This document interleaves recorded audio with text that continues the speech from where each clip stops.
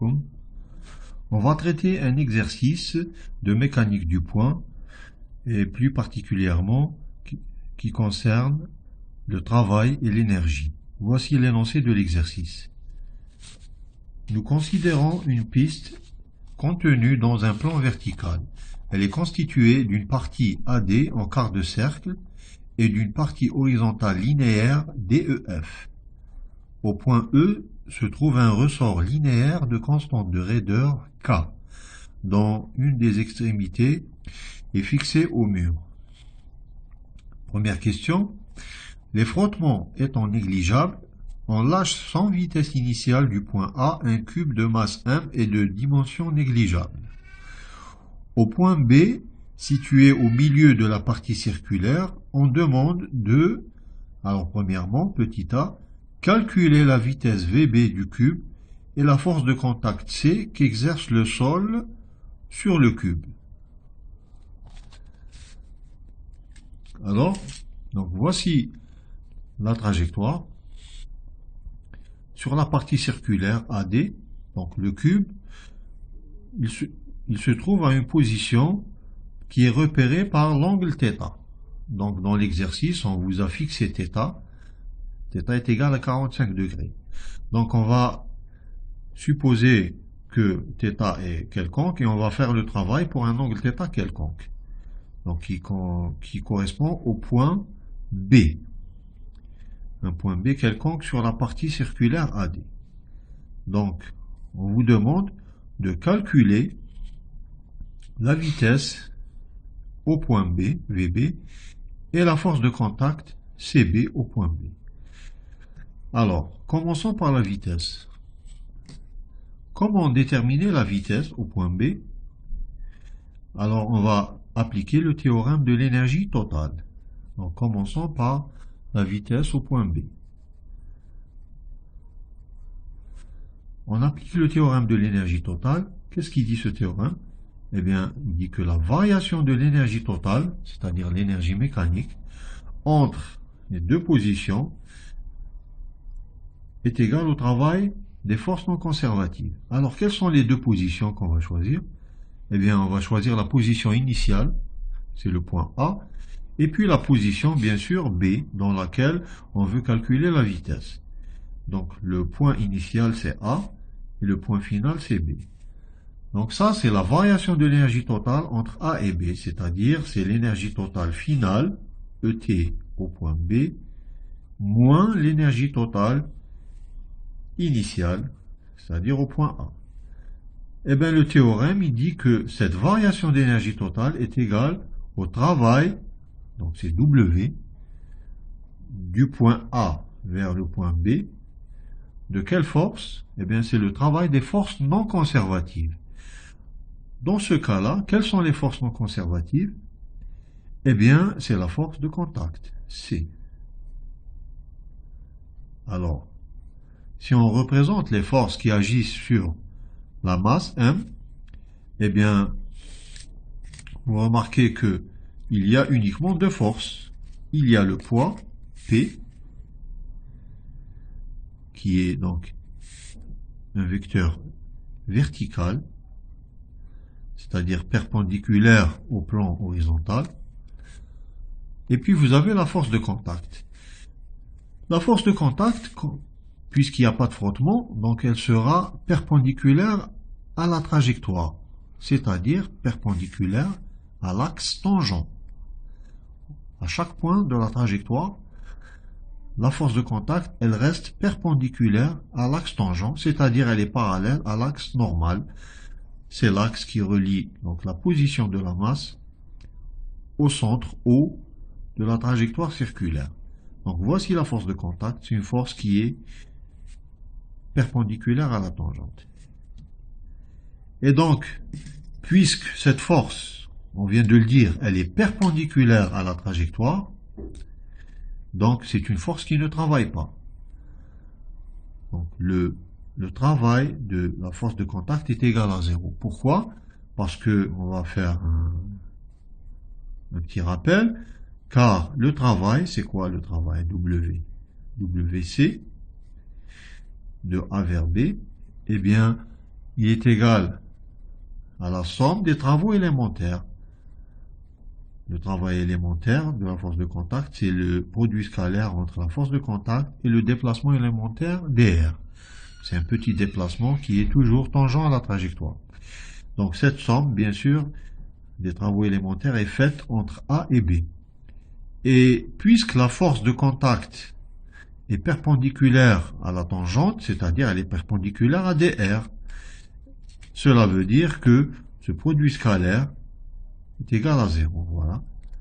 Donc, car la force de contact est perpendiculaire à la trajectoire, c'est-à-dire elle est perpendiculaire à dr.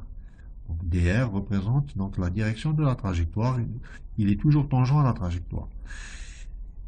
Et ainsi, donc, puisque le travail est nul, donc ça veut dire que l'énergie totale au point B est égale à l'énergie totale au point A.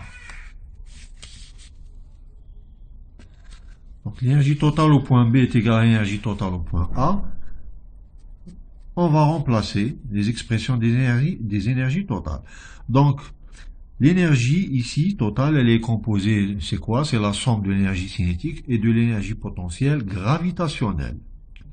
Alors on va choisir une origine pour l'énergie potentielle gravitationnelle. On va choisir l'origine, c'est sur le plan horizontal df. Donc on va choisir h égale à 0 ici, sur le plan horizontal df ici. Voilà. Donc on va mesurer donc les hauteurs h par rapport à cette référence. C'est-à-dire que l'énergie potentielle gravitationnelle est nulle à ce niveau-là. Donc l'énergie totale au point B, c'est quoi? Donc au point B, la masse arrive avec une certaine vitesse. Donc elle a une énergie cinétique, 1/2 m Vb carré, plus l'énergie potentielle au point B, c'est mg hb. On va voir quelle est l'expression de hb. Ceci est égal à l'énergie totale au point A. Au point A, l'énergie totale, c'est quoi? Bon, donc on va écrire, c'est l'énergie cinétique. Mais il se trouve que l'énergie cinétique au point A est nulle, parce que la masse est abandonnée sans vitesse initiale, donc il n'y a pas de vitesse au point A. Et donc il reste uniquement l'énergie potentielle gravitationnelle au point A. Alors les hauteurs, HA et HB, c'est quoi? Eh bien, HA, on commence par HA. La hauteur du point A, vous le voyez de la figure, c'est simple. La hauteur de A, c'est tout ça. Donc c'est R. C'est le rayon de la trajectoire. C'est R. Donc HA est égal à R. Et HB, c'est quoi? La hauteur de HB, c'est ça. Voilà HB.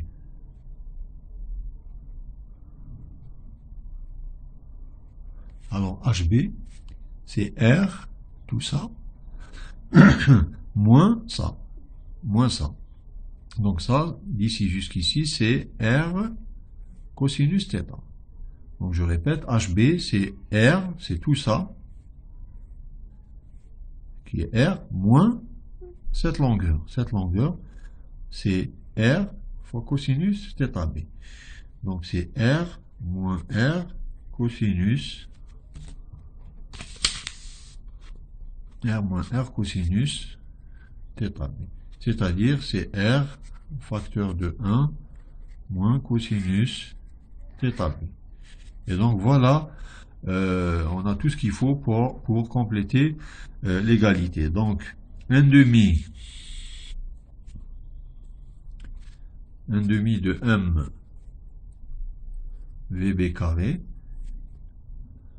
plus mghb. HB, c'est, on a dit, c'est R, facteur de 1 moins cosinus θb, est égal à mgha. mgha, c'est mgr. On cherche la vitesse Vb, donc on en déduit que 1/2 de m Vb au carré est égal à quoi? Alors vous avez ici MGR, et là vous avez MGR. Il se simplifie. Qu'est-ce qui reste? Il reste moins MGR cos bêta dans le premier membre. Je le ramène au deuxième membre, et il devient MGR cos bêta. Cos θ bêta. Cos θ b, pardon. Voilà. Donc, voilà, finalement, on déduit que la vitesse VB est égale à, donc on multiplie par 2 et on divise par m, donc ça va nous faire donc 2GR cosinus θ b. Donc VB carré, c'est 2GR cosinus θ b, donc VB, c'est la racine carrée de tout ça. Et voilà donc l'expression recherchée de la vitesse. Et on va la calculer. Donc, application numérique.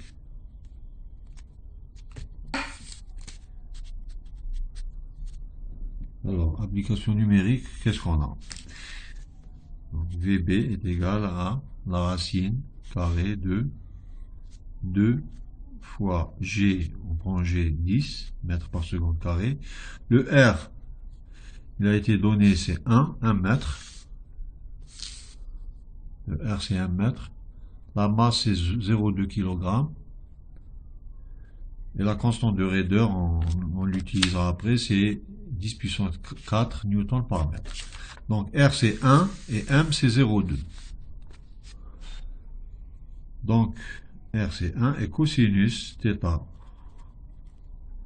B, c'est 45 degrés. Voilà. Et on trouve tout calcul fait.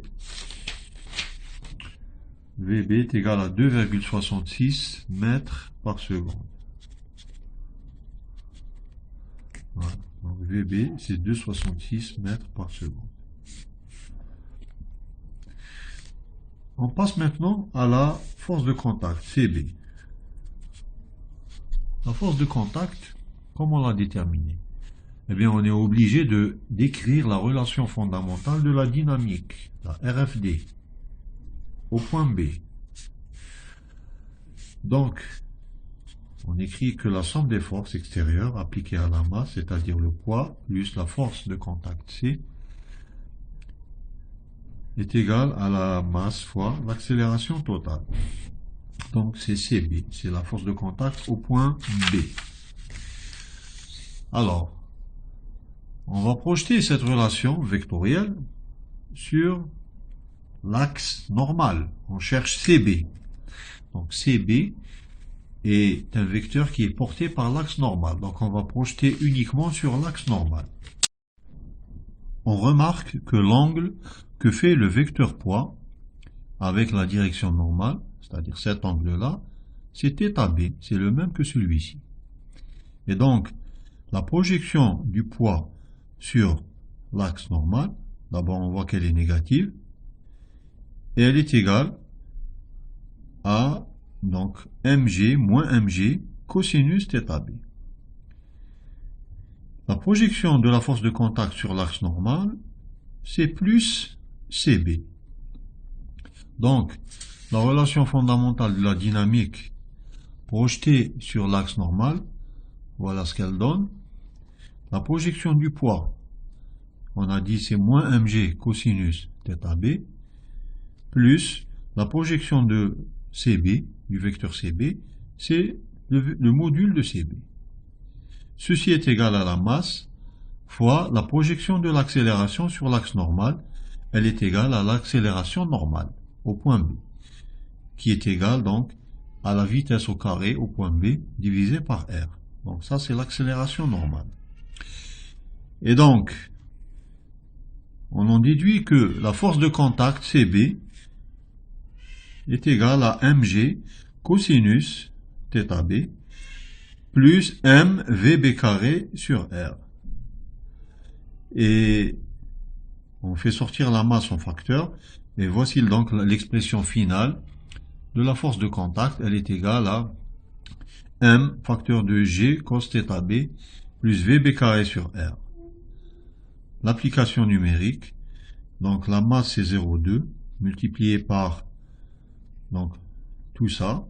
Alors G c'est 10, cosinus θB c'est cosinus 45, VB c'est 2,66, on l'a trouvé dans la question précédente. Donc vous avez 2,66 au carré divisé par R qui est égal à 1. Et on trouve, tout calcul fait, CB est égal à 2,83 newtons. Question petit b. Représenter à l'échelle un newton représenté sur la feuille par 2 cm. Les forces exercées sur le cube, au point B bien sûr. Alors, donc il y a deux forces, c'est le poids et la force de contact. Donc il faut les calculer et puis les représenter, c'est tout. C'est une question relativement simple. Alors, le poids, P, son module, c'est 1 fois G. Donc c'est 0,2 fois 10, c'est-à-dire est égal à 2 newtons. Alors l'échelle, 1 newton, c'est 2 cm.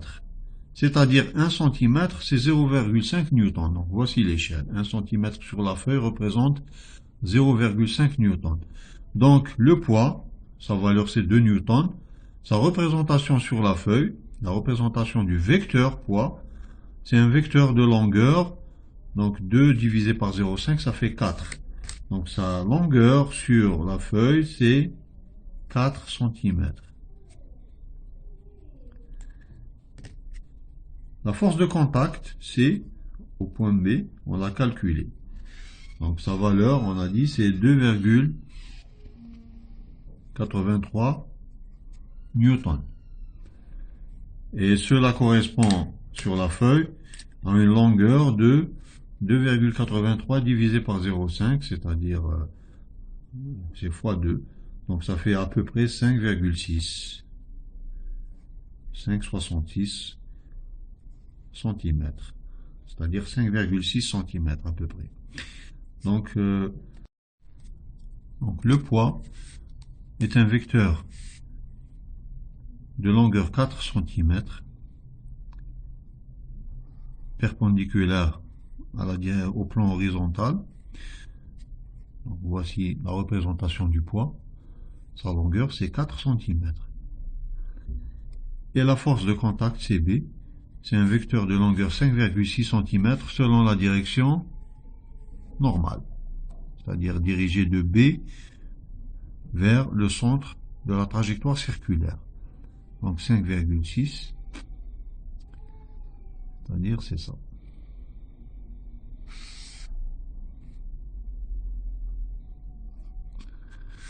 Donc ça, c'est une représentation à l'échelle des forces appliquées sur la masse. On continue avec la question suivante, c'est la question C. La question C est calculer l'accélération de la masse au point B. Donc, on calcule l'accélération AB. Alors, l'accélération, on la déduit de la relation fondamentale de la dynamique que nous avons déjà écrite. Donc, je rappelle la relation. Donc, on a dit que P plus C, c'est MA.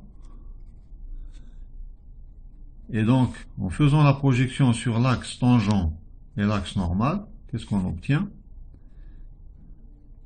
Alors, la projection du poids sur l'axe tangent, c'est quoi? La projection du poids sur l'axe tangent, voici l'axe tangent. Sa projection, elle est positive, donc c'est ça sa projection. C'est P sinus θB. Donc plus P sinus θB, c'est-à-dire mg sinus θB. Et la projection de la force de contact sur l'axe tangent, elle est égale à 0. Donc on a mg sinus θB est égal à quoi? Elle est égale à m fois la projection du vecteur accélération sur l'axe tangent, c'est l'accélération tangentielle. Et puis, la projection sur l'axe normal, celle-là on l'a vue, donc on va juste la reprendre. Donc la projection du poids sur l'axe normal, on l'a dit, c'est quoi? Donc cet angle-là, 45 degrés, θ B, c'est celui-là. Donc on a dit que la projection sur l'axe normal du poids, elle est négative, c'est moins mg cosinus θ B. Donc moins mg cosinus θ B, on l'a vu déjà. Plus la projection de la force de contact, donc plus CB. Donc ça c'est CB, hein, la force de contact au point B. Et ceci est égal à la masse fois la composante de l'accélération sur l'axe normal, c'est AN. Bon, en vérité, on cherche l'accélération totale, c'est-à-dire on cherche les deux composantes de l'accélération, on cherche AT et AN. Donc, l'accélération AT, on va la déduire de la première expression. Donc là, vous avez MAT est égal à mg sinus θ B, c'est-à-dire AT est égal à g sinus θ B. C'est tout. Voilà. On fait une application numérique. Donc ça, c'est l'accélération au point B, hein, ATB. Application numérique. Donc l'accélération AT au point B, c'est 10 fois sinus 45 degrés. Voilà. Et ceci est égal à 7,07 mètres par seconde carré. 7,07 mètres par seconde au carré. Donc c'est l'accélération AT au point B. On calcule l'accélération normale. L'accélération normale, en fait, puisqu'on connaît la vitesse au point B, donc l'accélération normale, c'est V carré sur R. Et comme on connaît donc la vitesse au point B, donc on peut déduire l'accélération normale à partir de cette relation-là. C'est pas la peine de réutiliser la relation fondamentale de la dynamique projetée sur n. On utilise directement cette relation. Donc ceci nous donne quoi? Donc AN au point B, c'est égal à VB carré. Donc VB c'est 2,66. On l'a calculé déjà dans la première question. Au carré divisé par le rayon de courbure de la trajectoire circulaire, R est égal à 1. Et donc ceci est égal à, on va trouver la même chose, c'est 7,07 mètres par seconde au carré. Donc voici l'accélération normale au point B. Et voici l'accélération tangentielle au point B, c'est-à-dire nous avons déterminé les deux composantes de l'accélération tangentielle et l'accélération normale. On peut calculer aussi le module de l'accélération totale. L'accélération totale, A, son module au carré, il est égal, comme vous le savez, à l'accélération tangentielle au carré plus l'accélération normale au carré. Donc, l'accélération totale en module, elle est égale à la racine carrée de AT carré plus AN carré. Bon, on peut rajouter ça, calculer le module de l'accélération totale, et donc on va avoir comme résultat, donc c'est 7,07 racine de 2 mètres par seconde carré, au point B bien sûr. Donc ça c'est l'accélération totale au point B.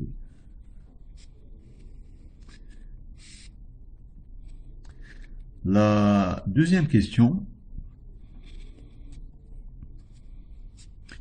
calculer la compression maximale du ressort lorsque le cube vient le percuter. Alors, la masse, donc on la lâche sans vitesse initiale à partir du point A. Elle va descendre le long de la trajectoire circulaire. Elle va arriver au point D, elle va continuer son mouvement sur la partie horizontale DE. Là, elle va rencontrer un ressort dont l'extrémité libre du ressort, elle est au point E ici. Donc lorsque la masse va percuter le ressort va se comprimer. Donc il va se comprimer d'une certaine longueur qu'on va appeler X, X max, XM. Et donc, l'extrémité libre du ressort qui était au niveau du point E va se déplacer jusqu'à ce point-là qu'on va appeler, par exemple, le point T. Voilà. Allez, par exemple, c'est le point T. Donc, la compression du ressort, XM, c'est ce qu'on veut déterminer. C'est-à-dire, c'est la longueur, c'est la distance TE. Alors, comment déterminer cette compression maximale? C'est en utilisant le théorème de l'énergie totale, toujours. Entre le point A et entre le point T, qui correspond à la compression maximale du ressort. Donc, qu'est-ce qu'on va écrire? On va écrire que la variation de l'énergie totale entre A et T est égale au travail de la force de contact de A jusqu'à T. Mais il se trouve, d'après l'énoncé, qu'il n'y a pas de frottement. De A jusqu'à F, il n'y a pas de frottement. C'est-à-dire que la force de contact, elle est toujours perpendiculaire à la trajectoire. Et ceci est valable sur la partie circulaire, AD, et aussi sur la partie horizontale, DF. C'est-à-dire sur la partie horizontale, lorsque la masse, ou bien le cube, arrive ici, par exemple, à une position quelconque, entre D et T, eh bien, la masse va être soumise à son poids, qui ne change pas, c'est un vecteur toujours vertical et constant. Et puis la force de contact, elle sera, puisqu'il n'y a pas de frottement, elle est toujours perpendiculaire. Donc voilà la force de contact, comment elle est perpendiculaire à la trajectoire. Donc son travail aussi est nul de D jusqu'à T. C'est-à-dire que le travail de la force de contact de A jusqu'à T est nul. Et donc la variation de l'énergie totale est nulle.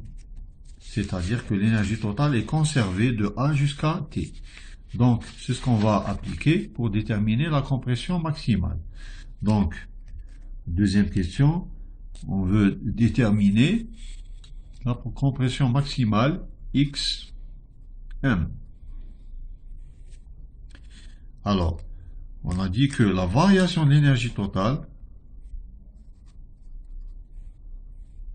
entre la position initiale, le point A, et la position finale, bon, se mène à T. Donc, ceci est égal à l'énergie totale au point T moins l'énergie totale au point A. Ceci est égal au travail de la force de contact de A jusqu'à T. Et on a dit que ceci est égal à 0, car C est toujours perpendiculaire à DR. DR qui représente un déplacement élémentaire sur la trajectoire, c'est-à-dire c'est toujours un vecteur qui est tangent à la trajectoire. La force de contact ne travaille pas, donc l'énergie totale est conservée. C'est-à-dire que l'énergie totale finale au point T est égale à l'énergie totale au point A. Alors, l'énergie totale au point T. Donc au point T, qu'est-ce qu'on a dit? On a dit que le ressort, il est comprimé au point T. Donc, il est comprimé de manière maximale, c'est-à-dire qu'au point T, lorsque le ressort est comprimé, il n'y a pas d'énergie cinétique. L'énergie cinétique ici est nulle. La masse, elle s'arrête. Et l'énergie potentielle gravitationnelle, on va prendre sa référence toujours ici au niveau du plan horizontal DF. Donc,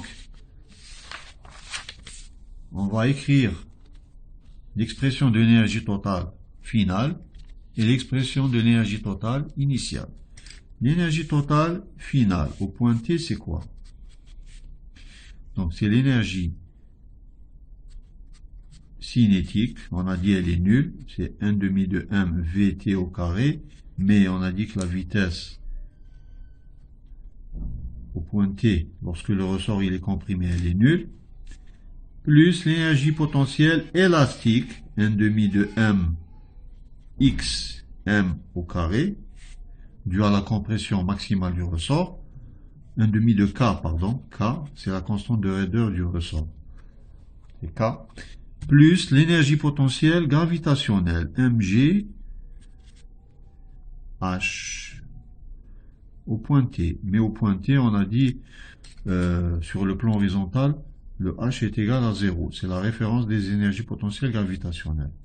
Donc ceci est égal à l'énergie potentielle, à l'énergie totale initiale. L'énergie totale initiale au point A, c'est mg ha. ha, قلنا هو R. ha, c'est R. Ceci est égal à R. Et l'énergie cinétique, elle est nulle. L'énergie cinétique en A est nulle. Donc, finalement, qu'est-ce qui reste? Il reste 1 demi de K xm au carré, c'est-à-dire l'énergie potentielle élastique, est égale à mg R. Donc, xm est égal à 2mgr sur K. Sous la racine. Voilà. Voilà, sous la racine carrée. Alors, application numérique.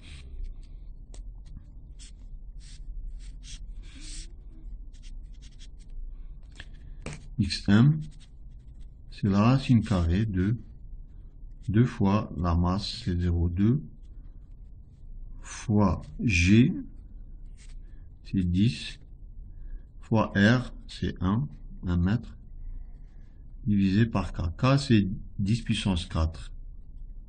Voilà.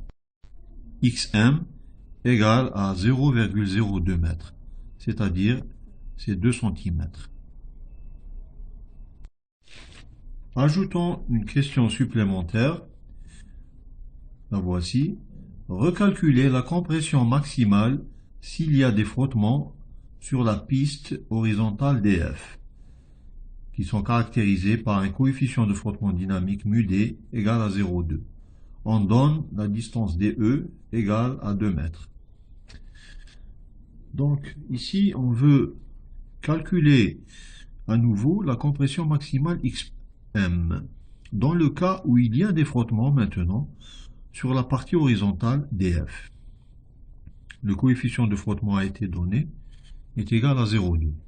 Et la distance DE est égale à 2 mètres. On en aura besoin. Donc, ici, il n'y a pas de frottement de A jusqu'à D. Le contact, il est lisse. Et il y a des frottements de D jusqu'à F. Pour calculer la compression Xm, on va utiliser toujours le même théorème, c'est le théorème de l'énergie totale, appliqué entre la position initiale A et la position finale T, lorsque le ressort est comprimé. La différence, c'est que entre D et T, donc sur le tronçon horizontal, lorsque la masse arrive sur ce tronçon, elle est soumise à une force de frottement. Donc, son mouvement se fait dans une position quelconque entre D et T. Le mouvement de la masse se fait vers le ressort, c'est-à-dire vers la gauche. Et donc, la force de contact, elle va s'incliner dans le sens opposé au mouvement, c'est-à-dire elle s'incline vers la droite. Pourquoi? Parce que la force de frottement va intervenir, c'est X, qui est la projection de la force de contact totale C sur l'axe tangent, ou bien parallèle à la trajectoire, qui est l'axe X. Donc, cette force de frottement, c'est X, comme elle est parallèle à la trajectoire, et elle est opposée au mouvement, donc elle va travailler, et son travail va être un travail résistant, c'est-à-dire il va être négatif. Et il sera responsable de la diminution de l'énergie totale. C'est-à-dire, le théorème de l'énergie totale, comme on va l'écrire ici, Bon, de la même manière, donc la variation de l'énergie totale, delta ET, entre la position initiale A et la position finale T, c'est le travail de la force de contact, toujours, totale, qui est la force non conservative, de A vers T. Mais ce travail de A vers T, on peut le décomposer en deux parties. Il est égal au travail W de A vers D, c'est-à-dire sur la partie circulaire,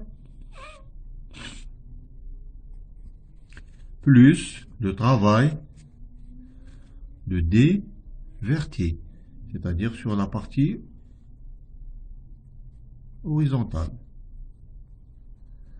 Le travail de A vers D, comme le contact il est lisse, eh bien ce travail il est égal à 0, on l'a vu, parce que la force de contact est perpendiculaire ici, de A vers D, elle est perpendiculaire à la trajectoire, c'est-à-dire à la tangente, on l'a vu déjà.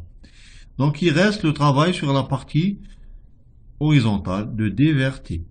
Là, la force de contact, on a dit, elle possède une composante parallèle, c'est X, et c'est cette composante qui va travailler, qui va intervenir par un travail négatif. Donc, le travail de C,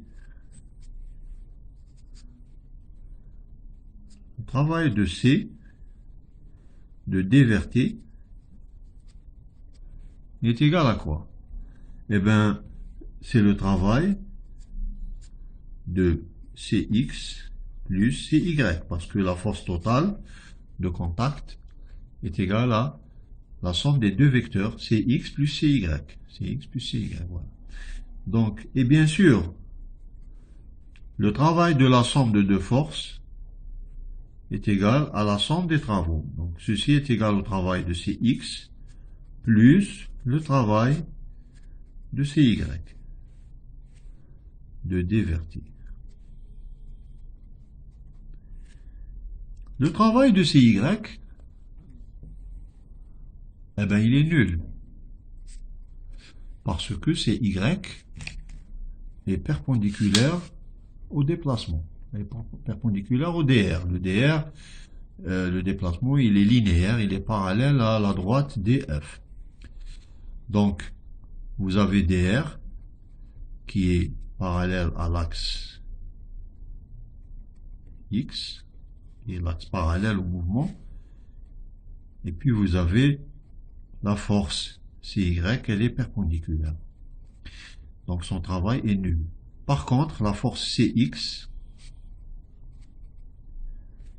elle n'est pas perpendiculaire, elle est parallèle au déplacement et elle est opposée au déplacement. Donc son travail est négatif comme on va le voir. Donc il reste uniquement le travail de la force Cx qui est la force de frottement, de D vers T. Ceci est égal à quoi? Donc si on veut faire le détail des calculs, je vais vous donner d'abord le résultat directement que vous pouvez directement utiliser dans un examen. Eh bien, dans le cas d'une trajectoire linéaire, horizontale ou bien même sur un plan incliné, le travail de la force de frottement, c'est quoi? C'est moins la force de frottement, donc vous l'appelez Cx ou bien c'est parallèle ou bien c'est tangentiel, c'est comme vous voulez, et elle est constante. C'est moins Cx fois le déplacement. Donc le déplacement dans une droite de D vers T, eh bien c'est la distance dt. D'où vient ce résultat? Eh bien, je vais faire un petit rappel. On a dit que le travail, W, de Cx, c'est quoi? D'un point A vers un point B. Eh bien, c'est la somme de A vers B de Cx dr. Produit scalaire dr. Produit scalaire Cx dr. Ceci est égal à quoi? C'est la somme de A vers B du module du premier vecteur, module de Cx, fois le module du deuxième vecteur, c'est-à-dire dr, multiplié par cosinus l'angle entre Cx et dr. L'angle entre Cx et dr, ben c'est 180 degrés. C'est pi. Et donc le cosinus de 180, ceci, est égal à moins 1. Donc, c'est d'ici que provient le moins. Et ce qui fait que le travail est négatif, c'est un travail résistant. Donc c'est moins. Le Cx c'est quoi? Donc c'est la somme de A jusqu'à B. Le Cx c'est mu D Cy en mouvement. Donc mu D Cy fois dr. Et le Cy il est égal à quoi? Eh bien le Cy, dans ce cas-là, le Cy, c'est mg, c'est le poids. Parce que la relation fondamentale de la dynamique, P plus C, est égale à ma. Si on la projette sur l'axe y, qu'est-ce qu'elle va donner? Regardez, on va la faire ici. Alors P plus C est égal à ma. Si on la projette sur y, qu'est-ce que ça donne? La projection du poids sur l'axe y, c'est moins le poids, moins P. La projection de la force de contact totale, c'est Cy, c'est plus Cy. Ceci est égal à quoi? M fois la projection de l'accélération. Comme le mouvement il se fait sur une droite, donc il n'y a pas de mouvement sur Y. Le mouvement il se fait sur l'axe OX. Donc, ça veut dire que la projection de l'accélération sur Y, c'est 0. Et donc, Cy est égal à P, est égal à mg. Donc, on va remplacer Cy par mg ici, dans l'expression du travail de la force de frottement, Cx. Qu'est-ce qu'on obtient? Donc, ceci est égal à moins, je fais sortir toutes les constantes, mu d est constant, je le fais sortir de l'intégrale. Cy, on a dit, c'est mg, et mg est constant, donc je peux le faire sortir de l'intégrale. Qu'est-ce qui reste dans la somme? C'est la somme de A jusqu'à B de dr. Et les dr ici, c'est quoi, hein? Le dr ici, c'est dx, hein? Le dr est égal à dx fois i. Donc la somme de tous les dr, c'est-à-dire c'est la somme de tous les dx à partir du point D jusqu'au point T. Bon, ici, d'un point A jusqu'à un point B, la somme de tous les dr, c'est la distance AB. Voilà. Donc c'est égal à moins mu D. C'est égal à moins mu D mg AB, de manière générale. Hein. Et donc, si on applique ça à notre exercice, là, voilà le Cx. Le Cx, c'est ça. Hein. C'est mu D mg. Il est constant, je le fais sortir de l'intégrale. Donc, voici le Cx. Le Cx est égal à donc, mu D mg. Donc, c'est moins mu D mg fois la distance. La distance parcourue, ici, c'est la distance dt. Donc, c'est égal à moins mu d mg. La distance dt, c'est quoi? C'est dE plus ET. C'est dE plus ET, c'est quoi? C'est la compression du ressort, xm. Et donc, voici l'expression du travail de la force de contact. La variation de l'énergie totale, delta ET, on l'a vu. On va reprendre son expression. Donc, on a dit c'est l'énergie totale au point A, au point T final, moins l'énergie totale au point A. Et ceci est égal à quoi? L'énergie totale au point T, bon, là, je la rappelle, c'est l'énergie potentielle élastique, c'est 1/2 de K xm carré, plus l'énergie potentielle gravitationnelle, donc elle est égale à 0, parce que la référence de l'énergie potentielle gravitationnelle, H égale à 0 aussi au niveau du plan horizontal, donc il n'y a pas d'énergie potentielle ici, gravitationnelle, plus l'énergie cinétique, il n'y a pas. Lorsque le ressort est comprimé, la masse s'arrête. Donc ETT, c'est 1/2 de kxm carré. C'est tout. Moins l'énergie totale au point A, eh ben, c'est l'énergie potentielle gravitationnelle. C'est mgr. Il n'y a pas d'énergie cinétique. Voilà donc l'expression de l'énergie, de la variation de l'énergie.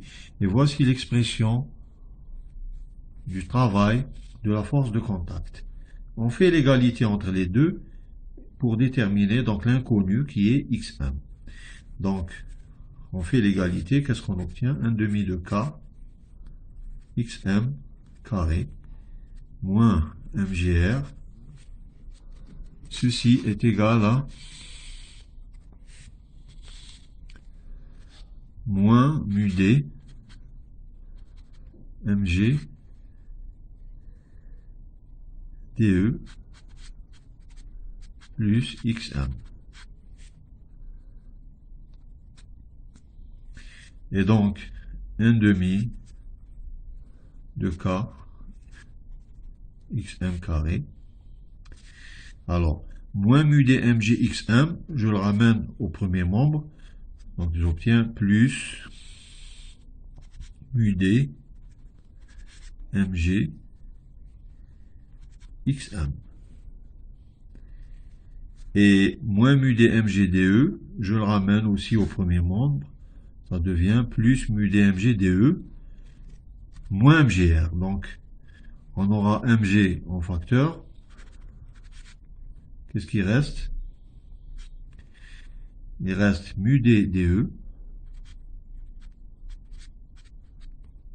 moins r. Ceci est égal à 0. Ainsi, nous obtenons une équation polynomiale du second degré où l'inconnu est xm. Donc voilà, vous avez ici xm carré. Vous avez là xm. Et donc l'équation elle est de la forme ax carré plus bx plus c égale à 0. Donc facilement résolvable. Alors on va expliciter les coefficients. Le coefficient de xm carré, c'est k sur 2. Alors sachant que k, il est égal à 10 puissance 4, c'est-à-dire 10 000 newtons par mètre. Donc 10 000 divisé par 2, ça fait 5000. Donc là, on a 5000 xm carré plus. Alors mu d mg, ça c'est le coefficient de xm. Il est égal à quoi? Mu d c'est 0,2, c'est le coefficient de frottement qui a été donné sur la partie horizontale df. 0,2 fois la masse c'est 0,2 aussi, fois g, qui est égal à 10. Donc, on obtient, tout calcul fait, donc, c'est 0,2 fois 0,2, ça fait 0,04, fois g égale à 10, 0,04 fois 10, ça fait 0,4. 0,4 xm. Et on continue, plus la constante. mg, facteur de mu d de moins r. Alors, le m, c'est 0,2 fois g, 10, ça fait 0,2 fois 10, ça fait 2. Mu d, c'est 0,2 fois de, c'est 2 mètres. Donc 0,2 fois 2, ça fait 0,4. 0,4 moins r, c'est-à-dire moins 1. 0,4 moins 1, ça fait moins 0,6. Donc on a moins 0,6, donc c'est moins 0,6 fois 2. C'est-à-dire c'est moins 1,2. Et ceci est égal à 0. Et donc voici l'équation en xm, dont l'inconnu est xm. Bon, on peut multiplier tout ça par 10 pour enlever les virgules. On multiplie par 10 et on obtient donc 50 000, donc 5 10 puissance 4 xm carré plus 4 xm moins 12 est égal à 0. Et donc on résout cette équation simplement On va calculer le discriminant delta. Alors le delta réduit, delta prime, donc c'est B sur 2 au carré, c'est B prime carré moins AC. Donc c'est 2 au carré, les 4, moins AC. Donc moins, là il y a un moins, donc ça fait plus.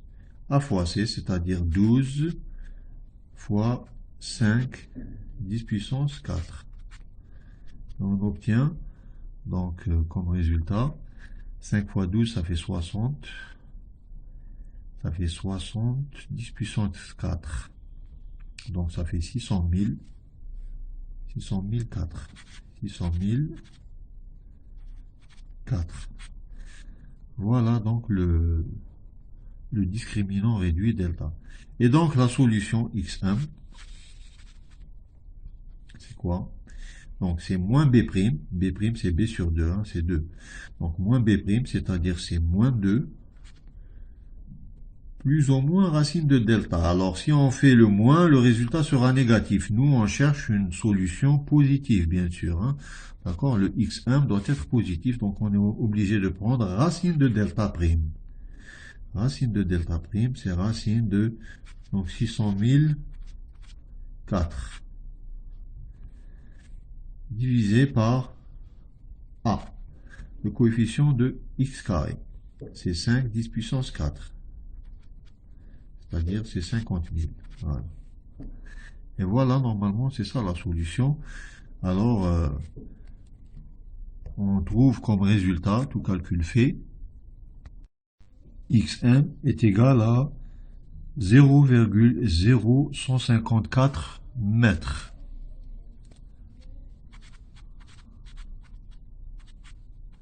C'est-à-dire, il est égal à 1,54 cm. Donc, par rapport à la première question, enfin au premier cas où il n'y avait pas de frottement, on avait trouvé la compression était égale à 2 cm. Maintenant qu'il y a des frottements sur la partie DF, eh bien, vous voyez bien que la compression diminue parce qu'il y a une perte d'énergie totale qui est causée par le travail de la force de frottement.